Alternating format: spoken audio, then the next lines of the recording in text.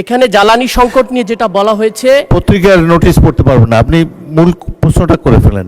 আমি একটা report just বলে আমার কোশ্চেনটা করতে চাই।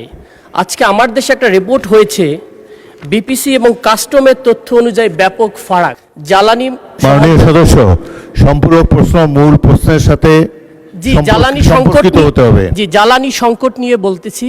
এখানে জ্বালানি সংকট নিয়ে যেটা বলা হয়েছে, পত্রিকার নোটিশ পড়তে পারবেন না, আপনি মূল প্রশ্নটা করে ফেলেন। কোন এলাকায় জ্বালানি সংকট হয়েছে সেই সম্পর্কে মাননীয় মন্ত্রীর কাছ থেকে জেনে নিন, রিপোর্ট পড়ার দরকার নেই। আচ্ছা, যেটা হলো যে আমাদের ইস্টার্ন রিফাইনিংয়ে যে এখন সংকট দেখা দিয়েছে তেলের সংকটের অভাবে, যেটা তথ্য অনুযায়ী আগামী এই মে মাসের মধ্যেই আমাদের সব ফাঁকা হয়ে যাবে। সেক্ষেত্রে মন্ত্রী মহোদয় কি বলবেন যে কবে নাগাদ আমাদের যথেষ্ট পরিমাণ এই ক্রুড তেল আসবে, যেটা 65,000 ঘাটতি এবং রানিং, যেটা আমরা প্রতিদিন দেখতে পাচ্ছি 1,80,000 দরকার, সেখানে মাত্র 60 থেকে 65,000 আসতেছে, যেটা রাষ্ট্রের সারা দেশেরই তেল এবং সংকট দেখা দিচ্ছে।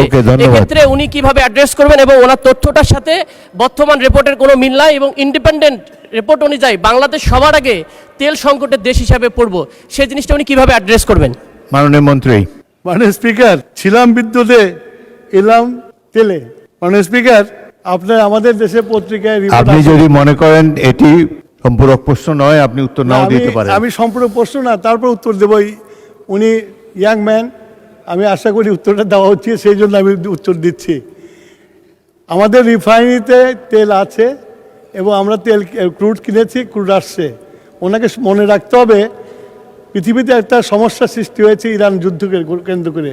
তারপরেও তারেক রহমানের নেতৃত্বে এই সরকার যে বিদেশ থেকে বিভিন্ন জায়গা থেকে তেল সংগ্রহ করে এনে আমরা তেল দিচ্ছি এবং রিফাইনারিতে আমরা পারচেস করেছি, এটা রাস্তায় আছে, এটা শেষ হওয়ার আগে চলে আসবে। মাননীয় স্পিকার, আপনাকে ধন্যবাদ।